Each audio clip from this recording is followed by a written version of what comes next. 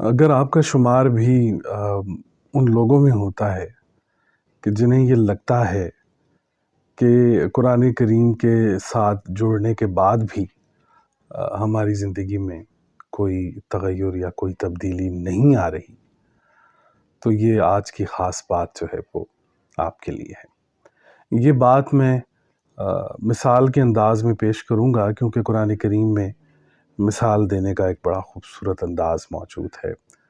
بہت سے مقامات پر آپ دیکھیں گے وَاضْرِبْ لَهُم مَثَلًا، ان کو مثال کے ذریعے سمجھاؤ، مثال کے ذریعے بتاؤ۔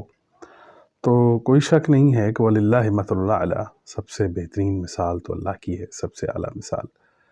لیکن ایک ادنا سی مثال دے کر میں آپ کو بات سمجھانے کی کوشش کروں گا کہ آپ نے قرآن کے ساتھ کبھی بھی ایسا رویہ استوا نہیں کرنا کہ جس میں آپ مایوس ہوں اور آپ کو لگے کہ نہیں، اس کتاب کے ساتھ جڑنے کے بعد بھی میری زندگی میں کوئی خاطر خواہ تبدیلی جو ہے وہ نہیں آ رہی۔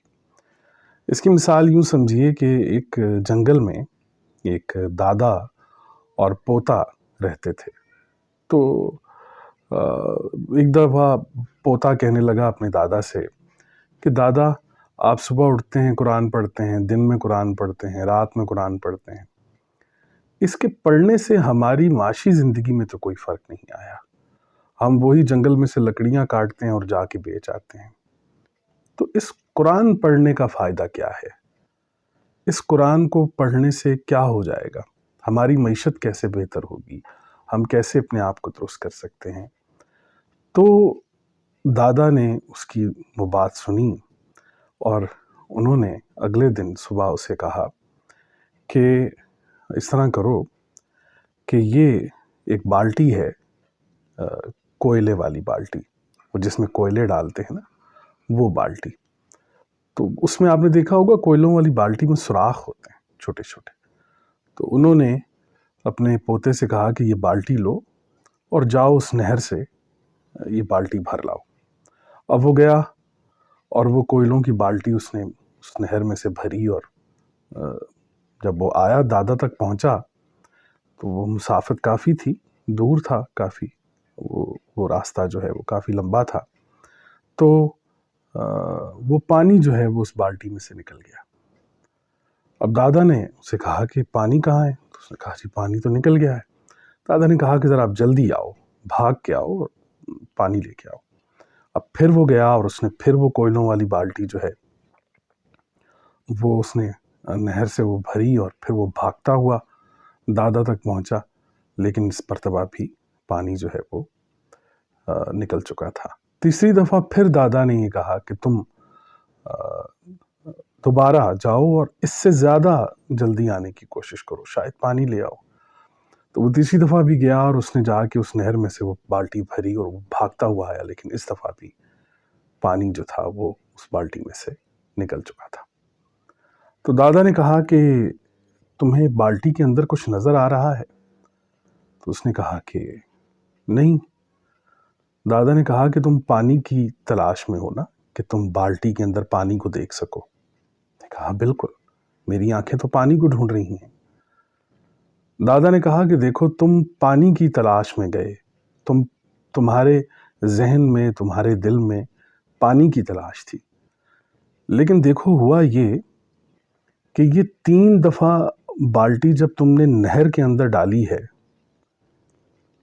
تو اب دیکھو کہ اس بالٹی کے اندر کوئلوں کی جو کالک تھی وہ اتر گئی ہے۔ اب یہ کالک کا اترنا چونکہ تمہارا مطلوبہ ہدف نہیں تھا، تمہارا ذہن اس کالک کی طرف جا نہیں رہا تھا، تمہاری آنکھیں متلاشی تھیں اس پانی کی، تو تمہاری پوری جد و جہد جو تھی وہ پانی کی تلاش میں تھی، لیکن تمہیں معلوم ہی نہیں ہوا کہ اس پانی کی تلاش میں، اس ایکٹیویٹی میں، اس پورے جد و جہد میں اس بالٹی کی کالک جو ہے وہ ختم ہو گئی ہے۔ تو قرآن کریم کا طریقہ کار بھی کچھ اسی طریقے سے ہے۔ ہر انسان اپنے مطلوبہ ہدف کے مطابق قرآن کریم کو پڑھ رہا ہوتا ہے، لیکن اطمینان رکھیے کہ یہ کتاب آپ کی ذات پر لگی ہوئی کالک اتارنے کا ہنر جانتی ہے۔ یہ کتاب آپ کی ذات پر لگے ہوئے سارے داغ دھو دے گی اور آپ کو معلوم ہی نہیں ہوگا۔ بڑے غیر محسوس انداز میں یہ کتاب کریم آپ کی ذات پر کام کرتی ہے۔ اپنے اہداف کو سامنے رکھیے اور اس کتاب کریم کے ساتھ جڑے رہیے۔ میں نے عمومی طور پہ یہ دیکھا ہے کہ لوگوں کا رویہ جو ہے قرآن کریم کے ساتھ وہ بہت جلد جو ہے وہ مایوسی کا شکار ہو جاتے ہیں۔ نہیں جی میں پڑھ رہا ہوں، میں قرآن بھی پڑھتا ہوں، لیکن کوئی خاطر میرے اندر تبدیلی نہیں آ رہی۔ تو آپ اطمینان رکھیے کہ ایک غیر محسوس طریقے سے قرآن کریم آپ کی ذات کی طہارت کر رہا ہے، اس پر ایمان رکھیے۔ اللہ تعالیٰ آپ کے دل پر تسکین القرآن نازل فرمائے، آمین یا رب العالمین۔ السلام علیکم ورحمۃ اللہ۔